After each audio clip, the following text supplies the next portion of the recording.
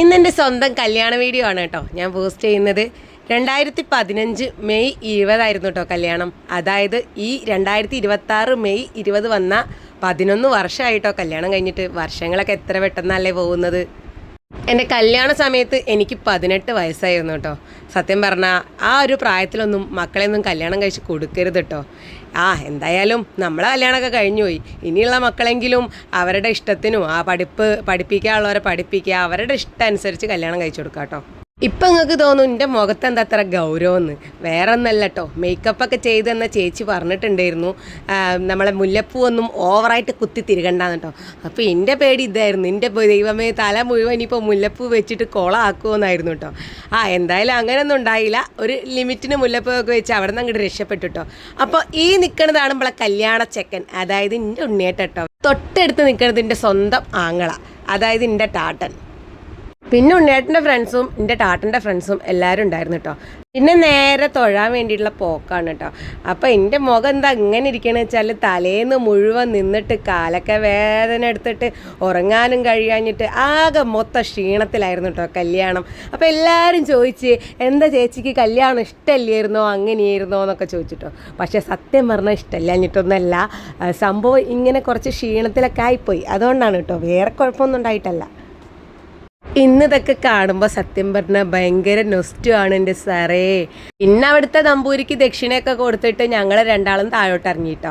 എന്നിട്ട് നമ്പൂരി ഇതാ നമുക്ക് പുണ്യാഹും കുറിയൊക്കെ തന്നു. അങ്ങനെ ആ കുറിയൊക്കെ തൊട്ടു. ഞാൻ നല്ലപോലെ പ്രാർത്ഥിച്ചിട്ടോ.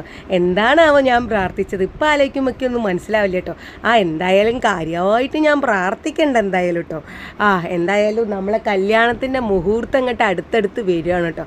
അങ്ങനെ ഞങ്ങൾ രണ്ടാളും കൂടെ താഴോട്ട് വന്നു. താഴെയാണ് കേട്ടോ മണ്ഡപം. നമ്മുടെ നെറുങ്കൈതക്കോട്ടയെന്നായിരുന്നു കേട്ടോ കല്യാണം. ഞങ്ങളവിടെ തൊട്ടടുത്തുള്ള അമ്പലമാണ് കേട്ടോ അത്. ഇപ്പം നിങ്ങൾ വിചാരിക്കും ഇറങ്ങുമ്പോൾ നല്ല സ്പീഡിലാണല്ലോ ഇറങ്ങണേന്ന്. വേറെ ഒന്നല്ല കേട്ടോ, ഞാൻ കുറച്ച് സ്പീഡ് കൂട്ടിയതാണ് കേട്ടോ.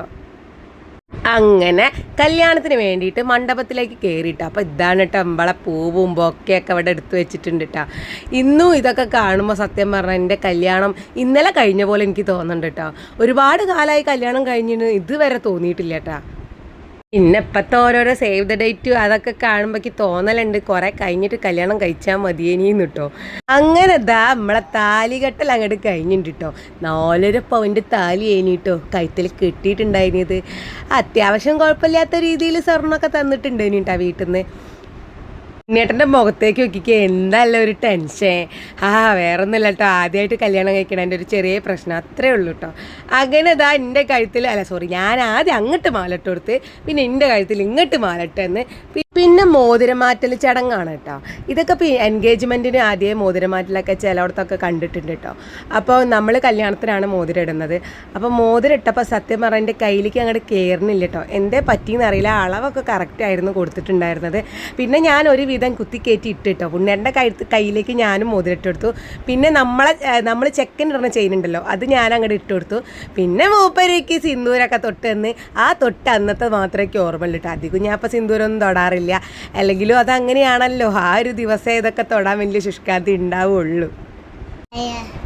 പിന്നെ പ്രധാന ചടങ്ങ് ഇതൊക്കെയാണ് കൈ കൊടുക്കൽ കേട്ടോ.